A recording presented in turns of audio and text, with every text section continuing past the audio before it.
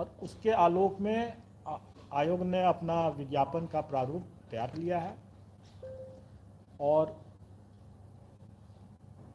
अधिक से अधिक कल तक जो है ये हम लोग प्रेस में भेज देंगे। उसके बाद वो हो सकता है आज भी चला जाए, हो सकता है कल चला जाए, लेकिन ये इस महीने के अंत में तो आप निश्चित रूप से मान के चलें कि 1 जून का जब सुबह में आप लोग देखेंगे तो जरूर उस समय तक आप लोगों को जानकारी रहेगी। कुछ बातों का मैं खुलासा कर दूं कि जो परिवर्तन जो कुछ हुए हैं कुछ अभ्यर्थियों की मांग को देखते हुए, वो मैं कुछ चीज़ों की जानकारी दे देता हूँ। एक की जो सिलेबस के संबंध में जो बार बार लोगों की चर्चा होती रही है कि सिलेबस का विस्तार किया जाए, तो सिलेबस का विस्तार करने की कोई आवश्यकता नहीं है। लेकिन एक चीज़ हम लोगों ने जरूर स्पष्ट आउट कर दिया है कि प्राथमिक विद्यालय के अध्यापकों के लिए विद्यालयों में जो पाठ्यक्रम है वो एनसीईआरटी के पाठ्यक्रम का जो है वही है, इसलिए वो उसी से गाइडेड होगा और वही है। अभ्यर्थी को सिलेबस विस्तार से अगर समझने की जरूरत है, बस उन्हीं को देख लेंगे तो उनके वो जिज्ञासा पूर्ण हो जाएगी। दूसरा जो लोगों की एक मांग रही है कि जो भाषा की का जो है उसमें 100 नंबर का है और उसके लिए 2 घंटे हैं और मुख्य पेपर जो है वो भी 2 घंटे का है, लेकिन उसमें 150 मार्क्स का है। तो इसमें मैं बता दूं कि भाषा का जो है वो पहले भी मैंने स्पष्ट किया कि क्वालिफाइंग नेचर का है, उससे आपको मेरिट नहीं बनेगा, मेधा सूची उसके प्राप्तांक के आधार पर नहीं बनेगा। और इसलिए हम लोगों ने उसमें अधिक समय दिया है कि आप आराम से आप करें, उसमें घबराने की बात नहीं है, सिर्फ क्वालिफाइंग नेचर का है, लेकिन आप आराम से कर सकते हैं। लेकिन जो मुख्य पेपर है वो उसी पर मेधा आधारित होगा, प्रतियोगिता उसी पर है, तो उसमें हम लोग चाहेंगे कि जो अच्छे अभ्यर्थी हैं वो जल्दी बना पाएंगे और जो अच्छे नहीं हैं, उतने स्मार्ट नहीं है, वो थोड़ा उनको विलम्ब होगा। तो इसलिए हम लोगों ने ज़्यादा क्वेश्चन रखा है, लेकिन हम लोगों ने फिर आपस में विचार करके और अभ्यर्थियों की एक बड़ी मांग को ध्यान में रखते हुए हम लोगों ने पहले जो 150 क्वेश्चन रखा था उसको घटा करके 120 किया है मेन।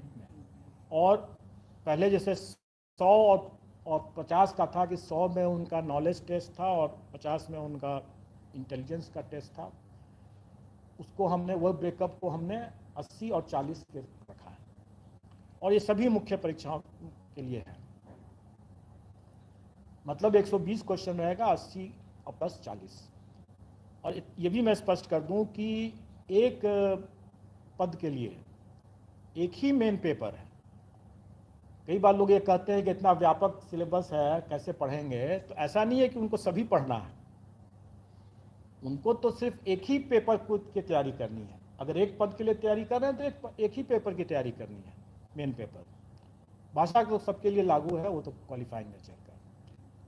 तो इसलिए अगर वो 2 पद के लिए तैयारी कर रहे हैं तो उनको 2 पेपर पढ़ना पड़ेगा, 2 पेपर के हिसाब से पढ़ना होगा। और ये भी है कि उनको जो अपना विषय उनका है, मतलब जिसमें वो स्टेट की परीक्षा पास किए हैं, उसी विषय से उनको देना है। और इसमें सिर्फ पहले मैंने स्पष्ट किया है कि सिर्फ कॉमर्स का ही एक ऐसा विषय है जिसमें कि अगर वो स्टेट किए हुए हैं तो उसमें उनको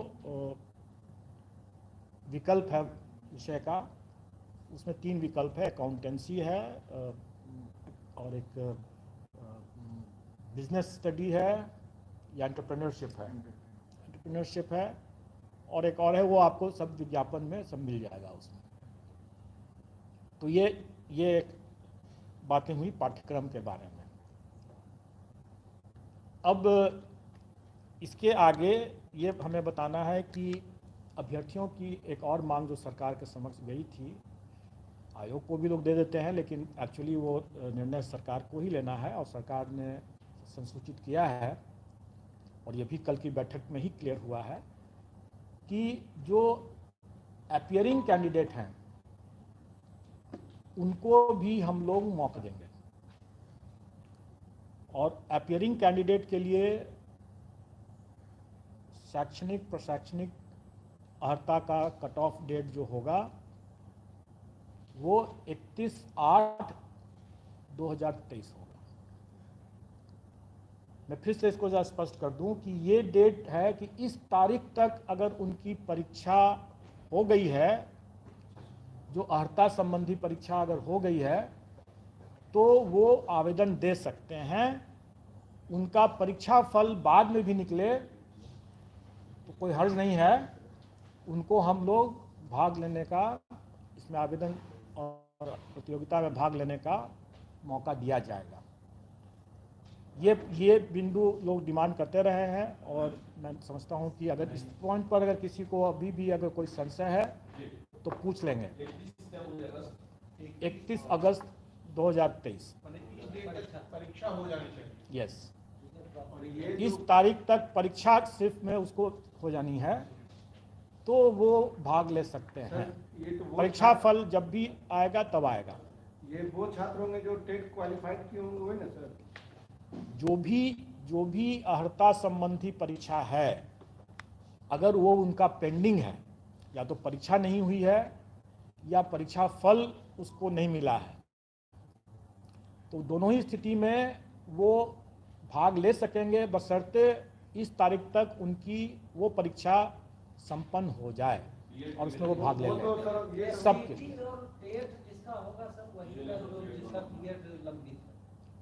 कई कॉम्बिनेशन हो सकते हैं, उसको आप उस कॉम्बिनेशन की बात आप मत सोचें, अभी करें।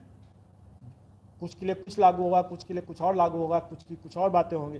मैंने आपको एक विस्तार से ये बता दिया कि जो भी अर्हता संबंधी परीक्षा उनको देनी है, अगर वो परीक्षा 31/8/2023 तक संपन्न हो जा रही है, या अगर पहले संपन्न हो चुका है और उसका परीक्षा फल अभी नहीं हुआ है, तो भी वो दे सकते हैं।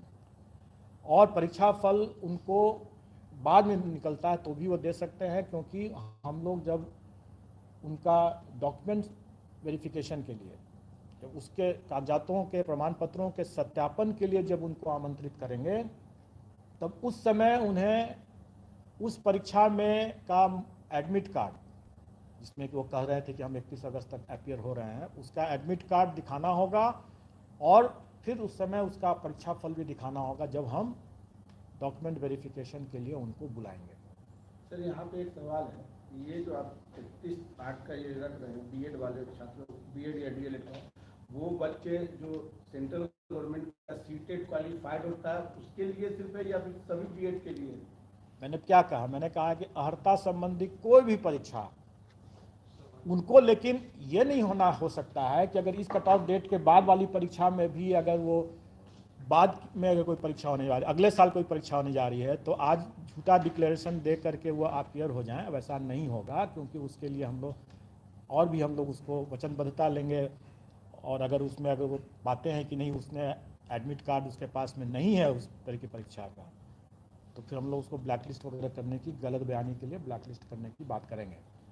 जो परीक्षा 31/8/2023 तक संभावित है, वैसे ही मामलों में, और उनका अगर उसमें कोई परीक्षा अगर रुका हुआ है या परीक्षा फल रुका हुआ है, तो वो अप्लाई कर सकते हैं। उसमें सर इसका जो सवाल था, इसका सवाल ये था कि बीएड या सीटेट, जो सीटेट मान लीजिए कि सीटेट भी लंबित है, 31 अगस्त तक हो गया सीटेट, तो वो भी अप्लाई कर सकते हैं। कर सकते हैं। मैं तो कहा ना कि हर तरह की वो परीक्षा में वो दे सकते हैं, बशर्ते कि वो परीक्षा आयोजित तो हो। अगर मान लीजिए उसने अभी तक न सीटेट किया है, न बीटेट किया है, न एसटीटी किया है, और न ही ग्रेजुएशन किया है, और फिर भी वो आकर के कह रहा है कि हमको संभावित है सारी परीक्षाएं एक साथ हो, तो अगर हो जाता है सो फॉर सो गुड, उसका लक।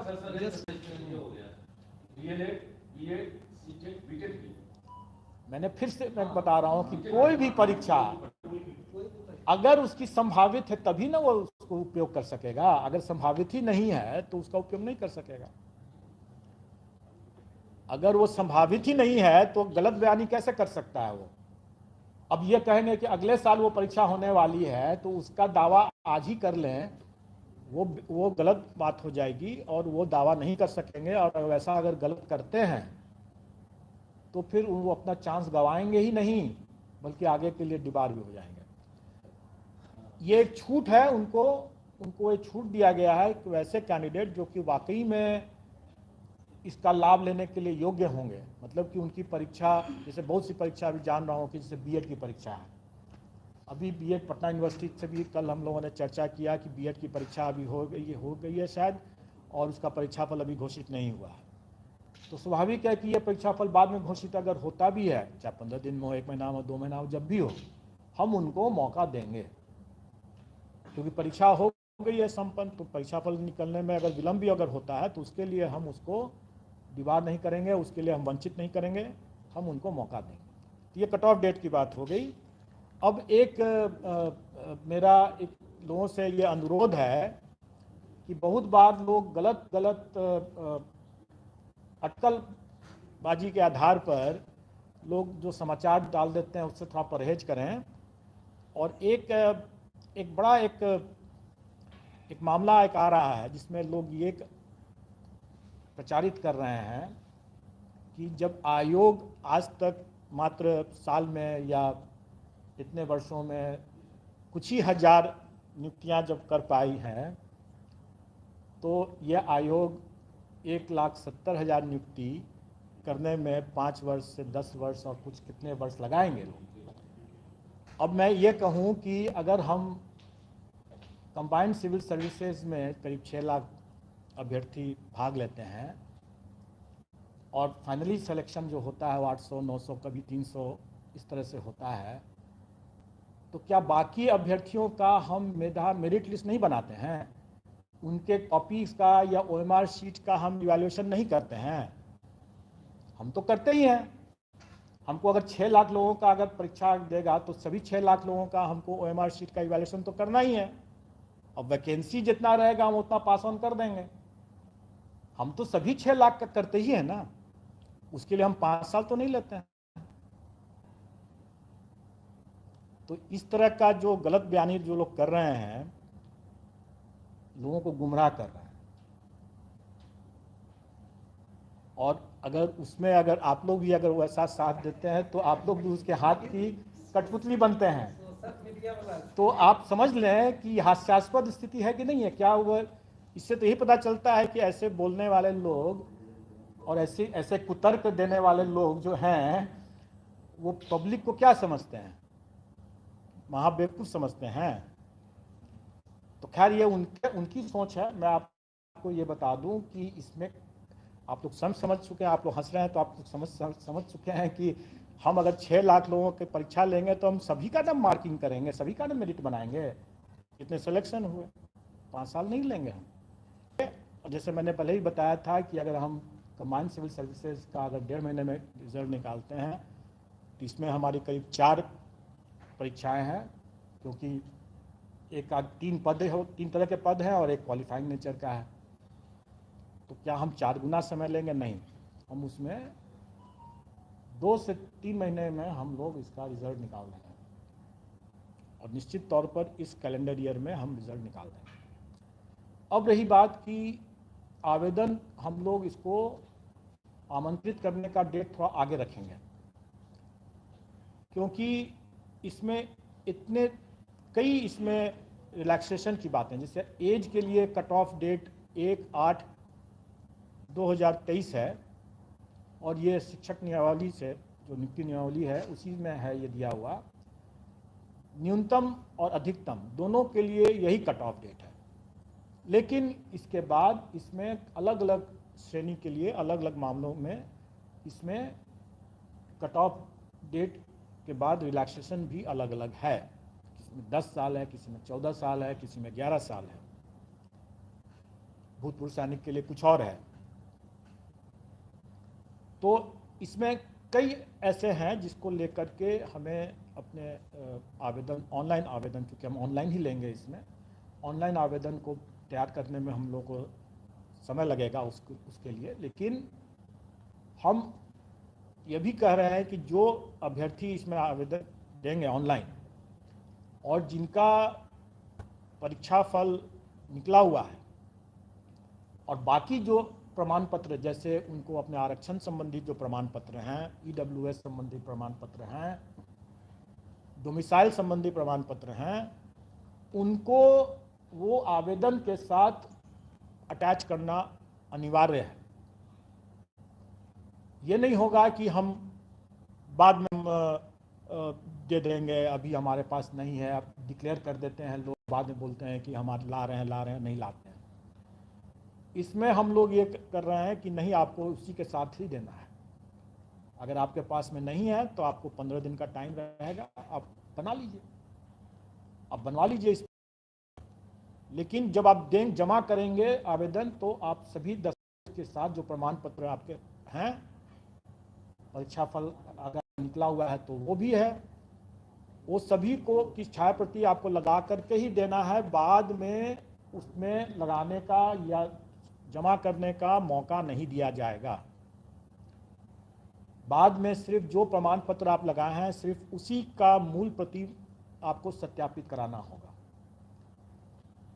हम लोग प्राय देखते हैं कि ईडब्ल्यूएस के मामले में खास करके, या क्रीमी लेयर का सर्टिफिकेट लेकर के जो आते हैं, पहले डिक्लेयर कर देते हैं, या फ्रीडम फाइटर का जैसे लेकर के आते हैं, डिक्लेयर कर देते हैं और बाद में बोलते हैं कि नहीं मिला, हमको सर्टिफिकेट नहीं मिला, और बाद में अपना दावा को विड्रॉ करते हैं। तो ऐसी बात की गुंजाइश नहीं होगी। अगर आपके पास में सर्टिफिकेट नहीं है तो काइंडली आप न वैसी दावा करें। और अगर आपका एक साल बाद तो हम नहीं मांगते हैं ना, हम तो पूरे प्रक्रिया में एक साल थोड़ी लेंगे। हम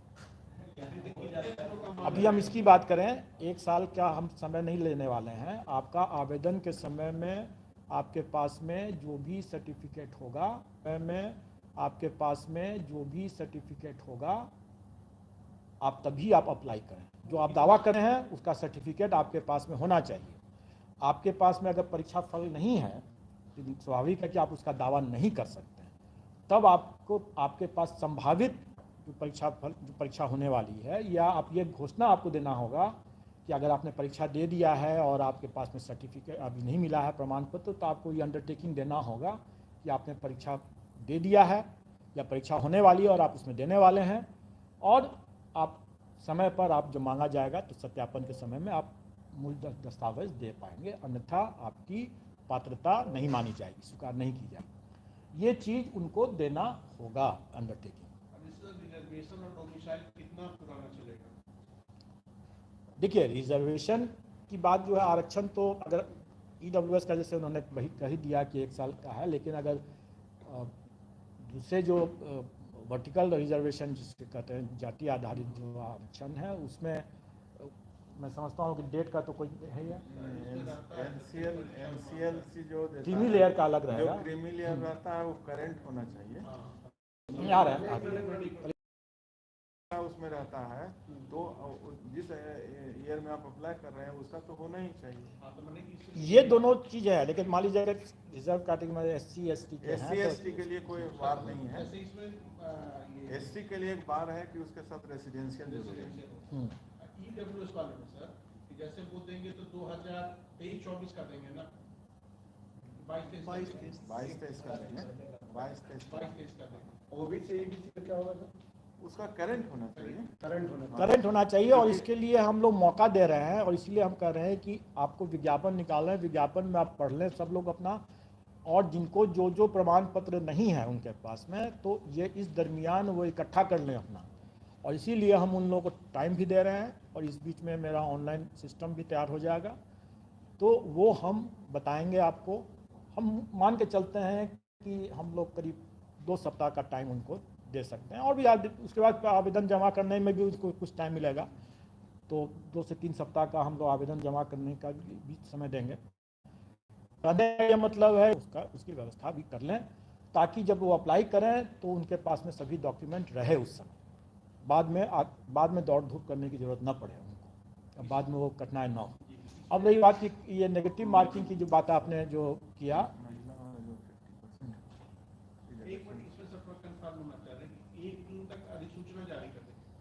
हाँ उसके पहले ही हो जाएगा।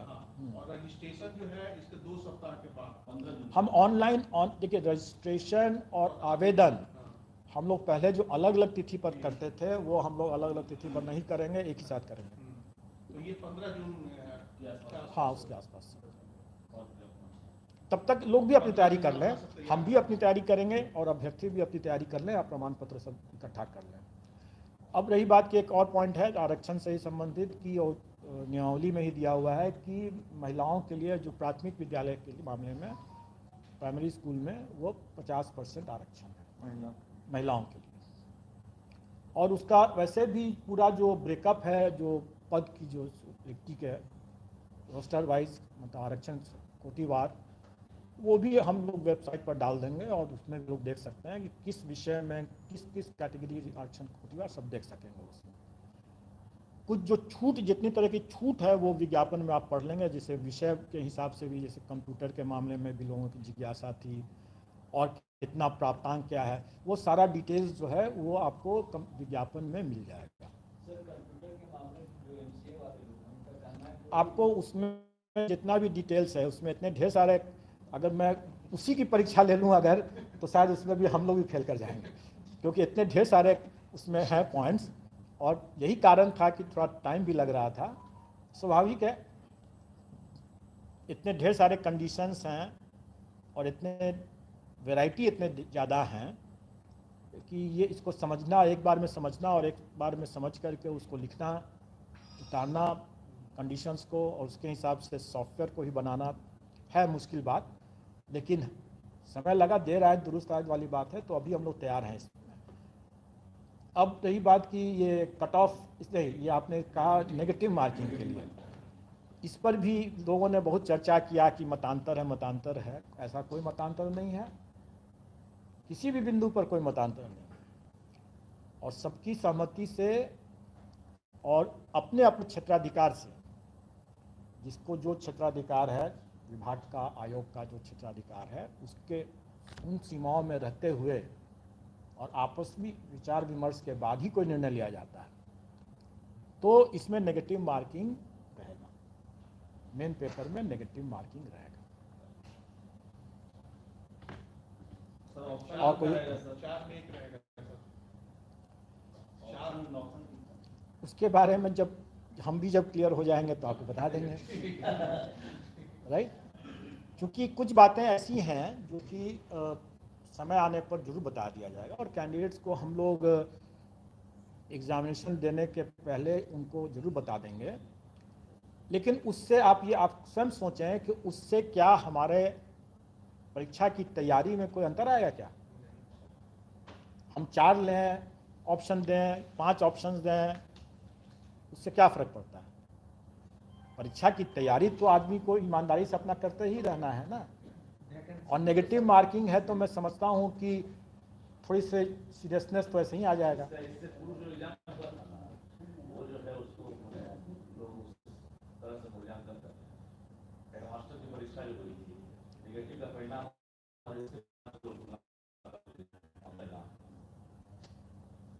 आम को अमरूद के साथ मत तुलना करें। आप हेडमास्टर जो थे वो क्या सरकारी शिक्षक थे या नहीं थे? उसके जो अभ्यर्थी थे वो सरकारी शिक्षक थे कि नहीं थे? और वर्तमान के जो इस मामले में जो अभ्यर्थी हैं वो सरकारी हैं कि नहीं हैं? तो आम और अमरूद को आप कैसे आप बराबर करके चलते हैं? अब जिसको भी आप आम समझिए, जिसको भी अमरूद समझिए, लेकिन आप अपनी विवेक से अपना इस्तेमाल कर सकते हैं। उसकी तुलना और उसमें अभ्यर्थियों के तैयारी की तुलना इससे मत करें। ये भिन्न परीक्षा है, वो भिन्न परीक्षा थी, उसके भिन्न अभ्यर्थी थे, उनका बैकग्राउंड डिफरेंट था, उनका स्टेटस डिफरेंट था, इनका स्टेटस डिफरेंट है, इनका बैकग्राउंड डिफरेंट है। ठीक है। इसमें सर तो दोनों तो एक ही साथ जैसे नियोजित शिक्षक है और जो लेकिन सरकारी कोई नहीं है अभी। सर एक प्रश्न था सर, केवल सर बिहार के लोगों के लिए ही है? यस। तो सर जो नियोजित में सर दूसरे राज्य के हैं उनका क्या होगा, वो परीक्षा में बैठ सकते हैं कि नहीं? ये नियमावली में आपको सरकार से ही पूछना चाहिए, क्योंकि नियमावली के बारे में कोई भी बातें जो हैं कि उनका क्या होगा, नहीं होगा, क्या नहीं होगा, इसके बारे में हमारा अधिकार क्षेत्र नहीं है बताने के लिए। हम सिर्फ नहीं कर सकते हैं कि नियमावली में जो प्रावधान दिया हुआ है उसमें भारत का नागरिक और बिहार का स्थायी निवासी होना चाहिए, वही परीक्षा में सम्मिलित हो सकता है। सीट का कंफ्यूजन भी हो रहा है। तीन वर्ष हैं। सीट जो है 170 वाला में हाँ, सीट नियोजित अपने सीट पर रहेंगे और व्यक्ति की सीट सर कुछ अलग सर क्वालिफाइंग का भी बात चल रहा था सर नियोजित को लेकर सर। मैं नहीं जानता हूँ, और फिर मैं कहूँगा कि अटकलबाजी पर कोई न्यूज़ न चलाएं। सबसे अच्छी बात होगी कि जो विषय सरकार से संबंधित है वो सरकार से पूछें।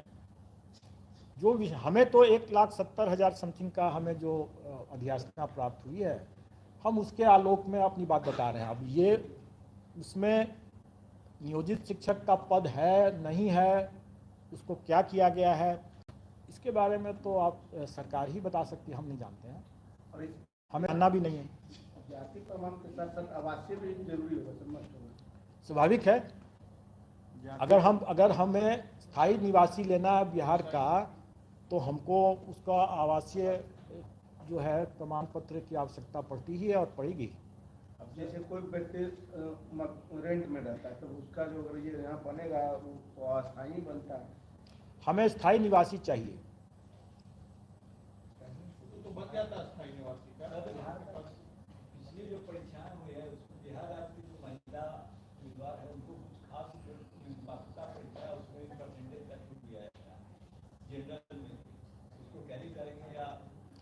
देखिए, मैंने आपको क्या कहा कि इतने ढेर सारे उसमें छूट के कंडीशंस हैं, एज में है, जो अपनी जो प्राप्तांक है उनकी परीक्षाओं में उसमें है, सबके लिए अलग अलग है और उसमें फिर छूट भी है। इस पूरे चीज़ों को एक बारगी अगर आपसे पूछा जाए तो कोई नहीं बता सकेगा। बेहतर होगा कि विज्ञापन में हम लोग उन सारे पॉइंट्स को डाल रहे हैं, उसको आप पढ़ें और समझें और उसके हिसाब से फिर अपना निर्णय लें कि क्या है क्या नहीं है। एक और सवाल, एग्जाम की तारीख जो आपने टेंटेटिव बताया उसमें कोई फेरबदल परिवर्तन अभी टेंटेटिव है। टेंटेटिव वर्ड का मतलब क्या होता है? अनुमानित है, संभावित है, अभी अस्थायी रूप से वो तय किया हुआ है। लेकिन अगर आप ट्रैक रिकॉर्ड देखेंगे अगर आयोग का भी हाल फिलहाल के समय में, तो आप समझ लें कि यह टेंटेटिव जो चीज़ है यही अस्थायी है कि स्थायी है, ये आप स्वयं निर्णय ले लें। ये हमारे हिसाब से तो अभी हमारे लिए तो वही स्थायी है।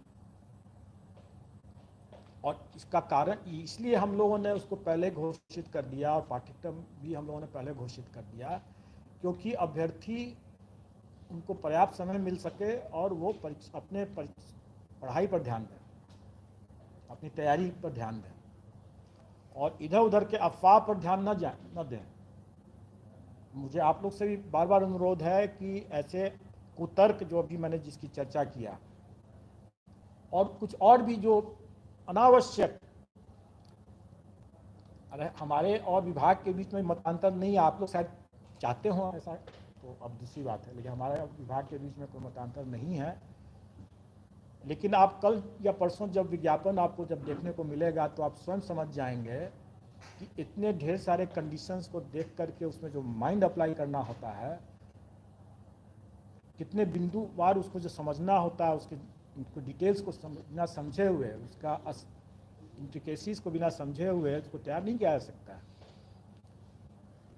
इसलिए ये चीज़ स्वाभाविक तौर पर इतना भारी भरकम है, इतना इसमें काफ़ी इफ्स एंड बट्स हैं, उसको समझ करके तैयार करने में समय लगना स्वाभाविक है और अब वो समय आ चुका है, हम लोग कर रहे हैं। एक और मुद्दे को थोड़ा स्पष्ट होना चाह रहे हैं सर, STET वाले बोले कि 20 विषय में उत्तीर्ण है, उसी सब्जेक्ट में वो शामिल हो। जैसे अगर हम मैथ जैसे है, मैथ पेपर दिए थे तो हम मैथ विषय में ही सेलेक्ट होंगे, उसी परीक्षा में हम शामिल होंगे, यही है ना?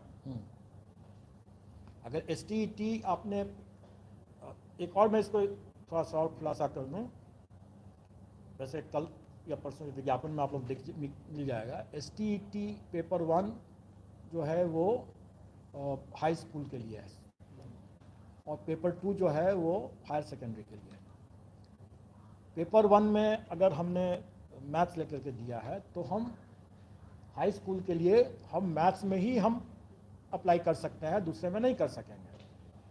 और अगर पेपर 2 में हमने किसी और विषय में दिया है तो फिर हम हायर सेकेंडरी में, मान लीजिए फिजिक्स में दिया है तो हम हायर सेकेंडरी में फिजिक्स में ही कर सकेंगे, ठीक है, इंटरचेंज नहीं कर सकते।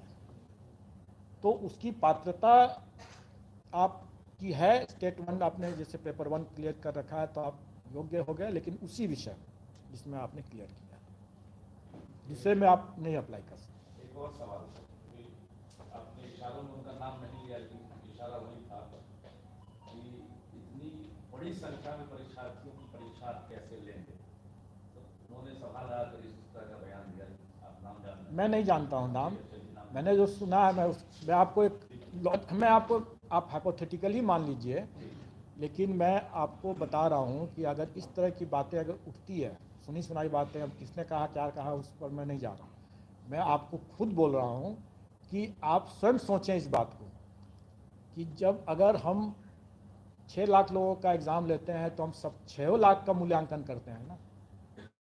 ऐसा थोड़ी है कि ऊपर से चेहरा देख करके हम 1000 का मूल्यांकन कर दिया, उसी का रिजल्ट भेज देते हैं, नहीं ना।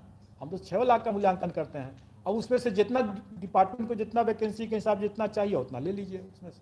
परीक्षा केंद्र को लेकर कुछ अगर बता पाए तो हम सभी जिलों में रखेंगे, पटना रखेंगे, इस तरह या मंडल वाइज रखेंगे, क्योंकि लाखों की संख्या। देखिए अभी तक हम लोगों ने जो परीक्षा यहाँ कराया है, मतलब इस कमीशन में, तो हम लोगों ने पाया है कि एक शिफ्ट में कराने के लिए हम 6 लाख तक हम लोग करीब जा पाते हैं। 6 लाख से ज़्यादा जाने वाली स्थिति जब उत्पन्न हो रही थी तो उसमें हम लोगों को 2 शिफ्ट में करने की आवश्यकता हो रही थी। ये तो हम सभी लोगों का मतलब एक ऐसा मतलब चांस की बात थी कि हम लोगों को उस समय 6 लाख का मिल गया, उतना सीट्स, एकोमोडेशन सेंटर्स हम लोग एक शिफ्ट में कर पाए, अन्यथा हम लोग चाह करके भी एक शिफ्ट में नहीं कर पाते। तो अब हम लोग की जो क्षमता ही अगर 6 लाख के आसपास की है और अगर अभ्यर्थियों की संख्या अगर 6 लाख से ज़्यादा हो जाएगा तो हम लोग को 2 शिफ्ट में करने की मजबूरी होगी, और हम लोग तब 2 शिफ्ट में करेंगे और इसका प्रावधान हम लोगों ने रखा है। लेकिन बेशक अगर हम लोगों को उसके कम रहेगा और हमें सेंटर्स मिल जाता है तो हम लोग का भी फर्स्ट चॉइस जो होगा वो एक ही शिफ्ट में करेंगे तो हम आसानी से कर पाएंगे, हमको फिर उतने कॉम्प्लिकेशंस नहीं होंगे। अदरवाइज आप समझ सकते हैं कि इतने ढेर सारे विषय हैं तो हर के लिए आंसर शीट, उसका फिर आंसर की बनाने में जो परेशानी आती है और जो उस पर जो आरोप और वगैरह लगता है, उसके बाद कई बार आपत्ति आती है, सबका समाधान करने में ही ज़्यादा समय लगता है। अगर हम 2 शिफ्ट में करेंगे तो हमारा डबल एक्सरसाइज हो जाएगा, तो हमारे लिए मतलब सही व्यवस्था नहीं होगी। लेकिन अगर वो बाध्यकारी परिस्थिति उत्पन्न होगी तो हम उसको 2 शिफ्ट में करेंगे ही करेंगे। लेकिन चांसेस बढ़ गए। आपने पहले का जो अनुमान था आपका वो सही था, वाला एवरेजिंग के लिए जैसे ही मौका मिल रहा तो आप और बताइए कि आपको तकरीबन 50 से 60 के आसपास बिहार के 8% सीटेड 4% होता है। देखिए वो अनुमान हम लोग फिर से वही कह रहे हैं कि स्पेकुलेशन या अनुमान लगाना अपनी जगह पर सही है, लेकिन जब उसको अगर आप प्रसारित करते हैं तो फिर वो एक अलग फिर एक हो जाता है, उसमें अनावश्यक वो आशंका होने लगती है। हमें कैंडिडेट की संख्या से सिर्फ शिफ्ट की बात आती है, कैंडिडेट की संख्या से हमें उसके कारण थोड़ा नहीं होगा, नहीं लगता। इसीलिए मैंने कहा कि हमको ये कहा कि हम 1000 10,000 की करते हैं साल में या 5 साल में, तो तो इसलिए उस रफ्तार से चलेंगे तो 1,70,000 लोगों की नियुक्ति करने में 5 साल लगेगा। ये हास्यास्पद है। आप लोग भी बार बार हंस जा रहे हैं, तो मैं क्या बोलूँ उससे ज़्यादा। सर नियोजित शिक्षक को सर गाइड करेगा सर, मानिए तो उनका एक पेपर होगा दूसरा पेपर नहीं होगा। फिर से सवाल आपका क्या है?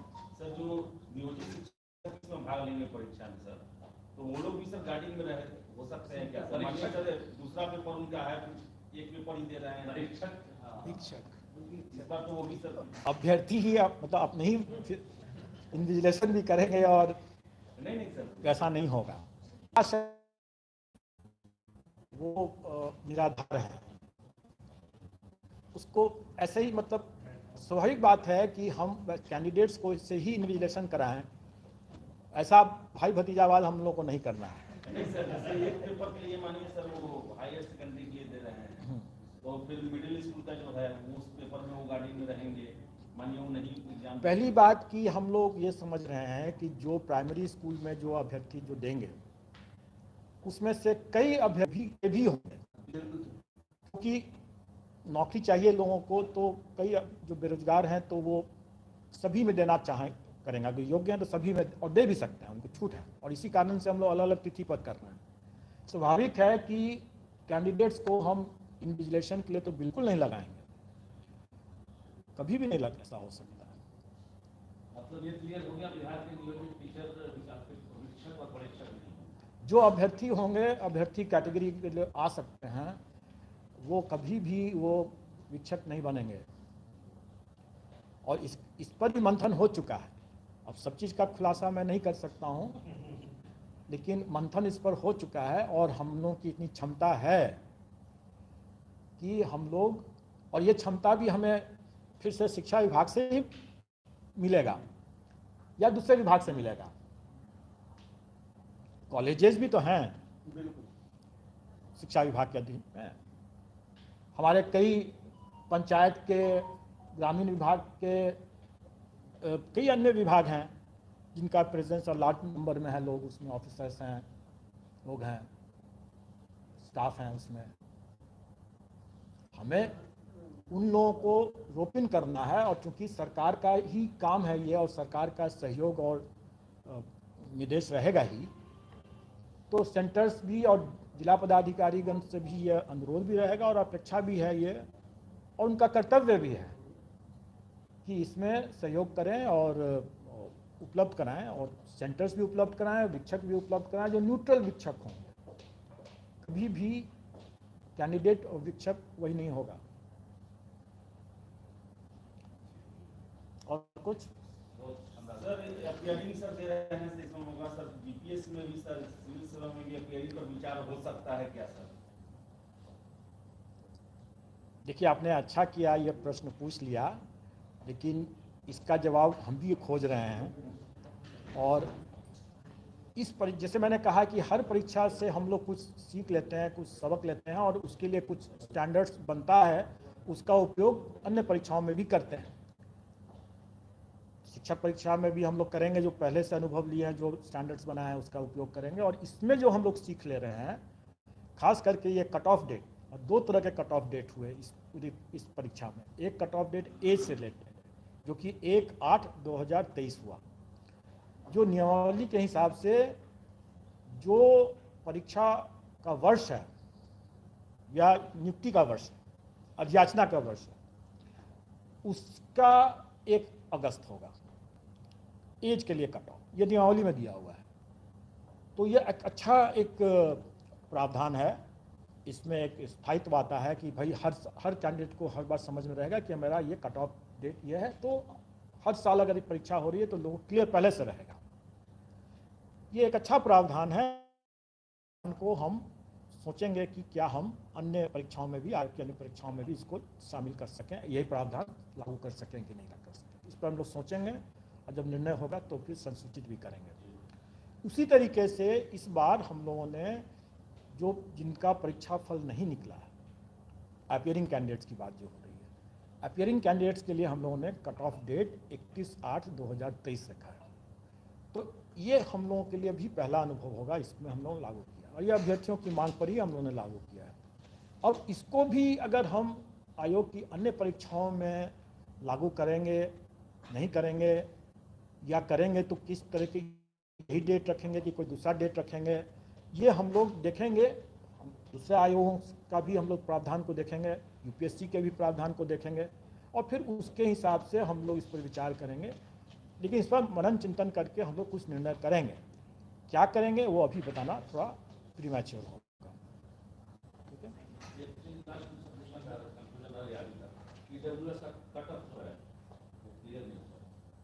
कौन सा कट ऑफ? किस चीज़ का कट ऑफ? आरक्षण से संबंधित?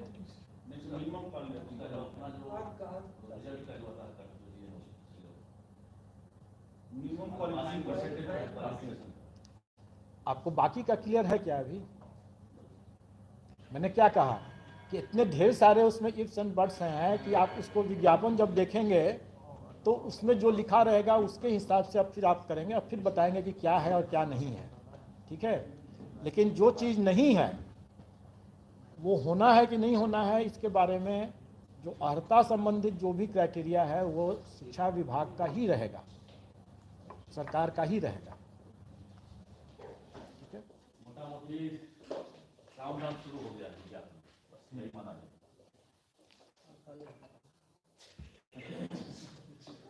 मोटा मोटी यह है कि आप लोग कृपा करके अफवाह नहीं में फैलाने में शामिल न हो।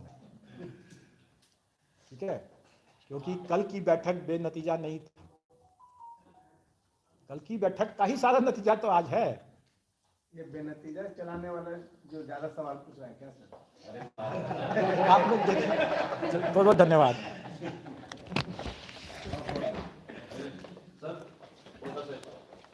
नहीं, आपको बाइक अलग से है, पहले आप नतीजा